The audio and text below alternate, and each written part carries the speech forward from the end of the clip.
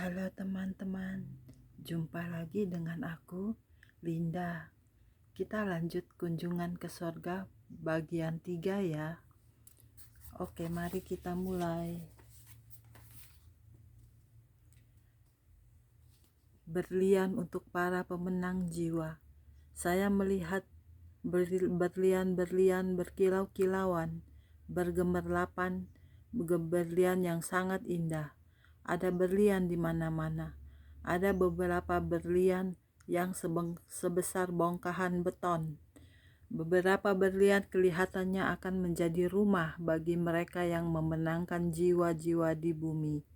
Tampaknya, setiap kali seseorang membawa satu jiwa kepada Kristus, surga menyediakan sebuah berlian untuk orang Kristen yang setia tersebut. Ketika saya berdiri untuk minum di dalam kemegahan dan kebesaran dari tempat yang penuh kemuliaan tersebut, saya melihat seorang malaikat yang sangat besar dan indah berjalan turun. Dia memegang sebuah gulungan kitab yang pinggirannya berlapiskan emas.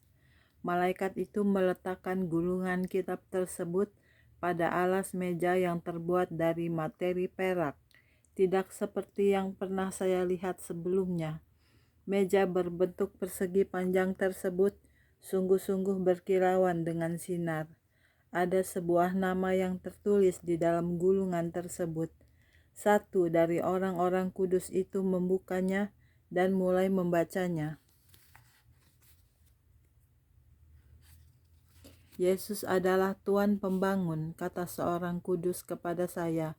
Dia yang mengutus siapa yang berhak atas berlian tersebut dan di mana mereka akan berada.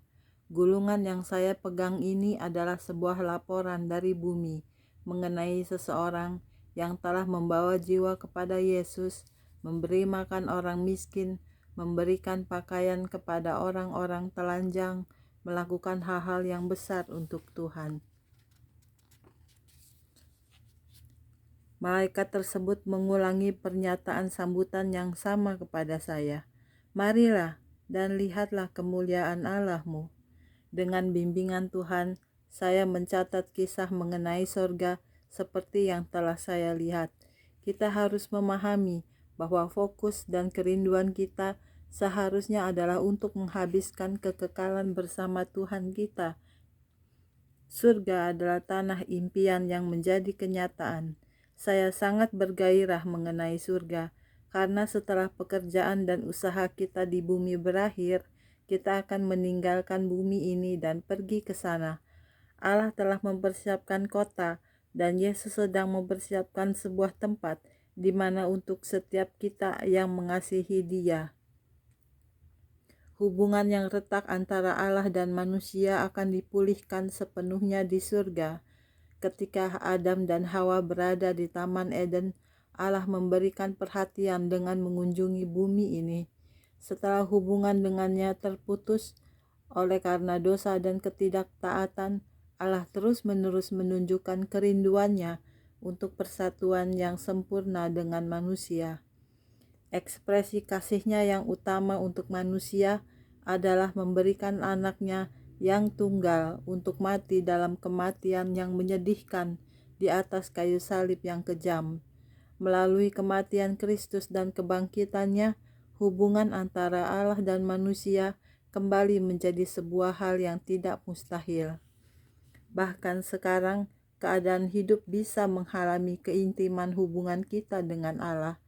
Tetapi di surga tidak akan ada lagi halangan. Kita akan mengenal hubungan yang sempurna dengan Raja segala Raja dan Tuhan segala Tuhan. Hubungan dengan Dia akan menjadi sempurna. Surga adalah tempat kekal dari Allah yang hidup. Itu jauh lebih tinggi dari atmosfer di angkasa dan melebihi planet-planet dan galaksi-galaksi. Itu adalah rumah yang kekal dari orang-orang tebusan Tuhan. Itu adalah tujuan yang kekal dari semua anak-anak Allah melalui iman dalam Kristus. Anda tidak perlu takut berdesak-desakan dalam sebuah tempat yang kecil di surga yang telah diberikan label rumah besar. Ketika orang-orang dari sepanjang masa dikumpulkan dalam rumah untuk kemuliaan, akan ada cukup ruangan bagi mereka semua untuk memiliki satu dari banyak rumah besar dan banyak tempat tinggal, di mana Yesus mengatakan bahwa Dia sedang mempersiapkannya untuk kita di rumah Bapanya. Oke, teman-teman, sekian dulu untuk hari ini. Kita lanjut ke video berikutnya ya. Terima kasih. Tuhan Yesus memberkati kita semua. Haleluya. Amin. Bye-bye.